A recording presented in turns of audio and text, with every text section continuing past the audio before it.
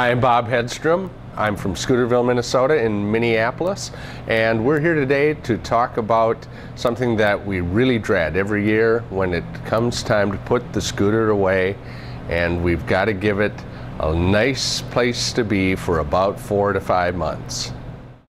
The reason that we're even talking about winterizing, there are two main culprits. First of all being ethanol content in gasoline, and the second item being your batteries.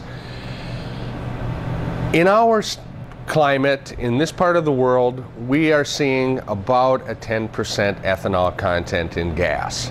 It works pretty well in your car, but when it comes to a smaller vehicle with a smaller carburetor, we see some issues with gasoline and ethanol not really getting along too well together, especially over long periods of time. That's why when you put your scooter away and you're not going to be riding it for 45 months, what happens to that fuel inside your tank is that the ethanol starts to break down. It starts to separate, the molecules separate from the gasoline molecules, and it starts to coagulate a bit. Now, when the gas runs through your carburetor, it's going through some very small openings. So it's almost like a buildup of plaque in your arteries. As we have come to know, that's not necessarily a good thing, and it's not good in your carburetor either. So being able to stabilize your gasoline and give it as much shelf life as possible, when you go to start your scooter next spring, you'll have the best result if you do some winterization first. So ultimately, why are we doing this? One reason is to get a scooter that's going to start up for you in the spring reliably.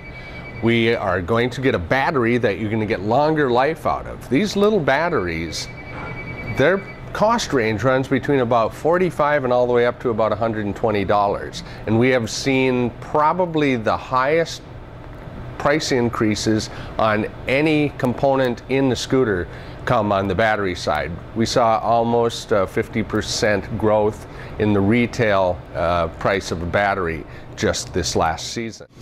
So what are your options when it comes to winterizing? Well, first of all, you can just keep riding your bike all year round.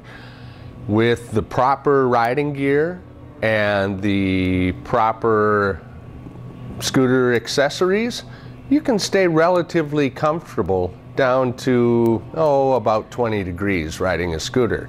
When it starts getting below that, it becomes very difficult to stay comfortably warm when you're riding. One of your options is to do nothing. Well, come this spring, you're going to have a bike that's hard to start. You're going to be looking at a carburetor cleaning that's going to run you anywhere from $75 upwards of $200.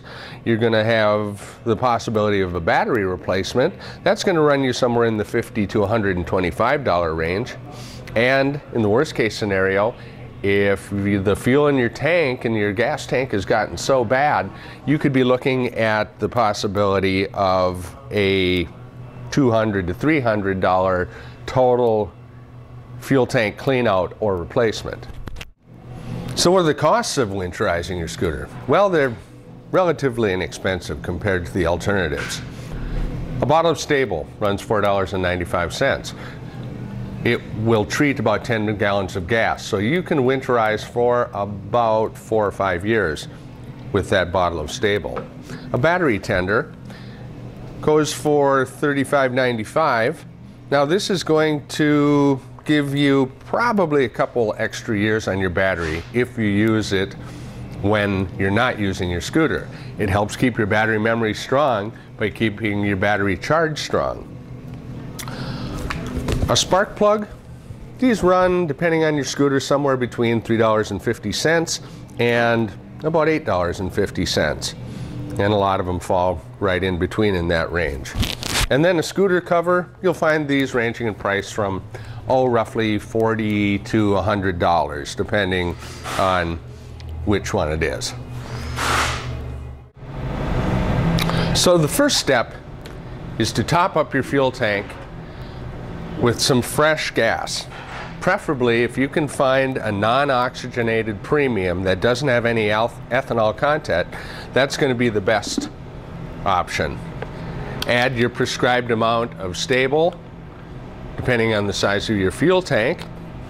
Run the bike for about 5 minutes, let the fuel get all the way through the fuel system, and then shut it off, and then it's time to disconnect the battery. So the next step is to disconnect your battery.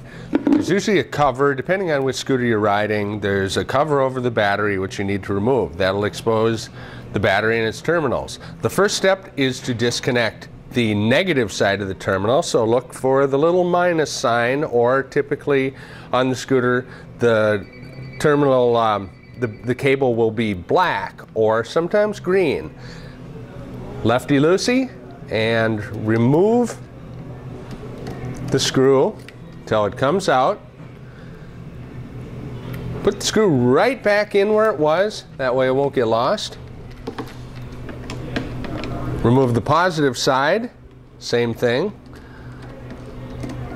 till the screw is free, and replace the screw.